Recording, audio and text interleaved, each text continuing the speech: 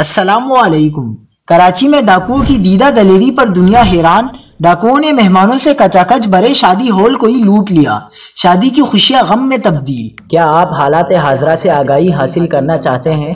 خبر کے پیچھے چھپے اصل حقائق جاننا چاہتے ہیں تو ابھی سبسکرائب کیجئے جلمل پاکستان کو اور ساتھ ہی گھنٹی کے نشان پر کلک کر دیں۔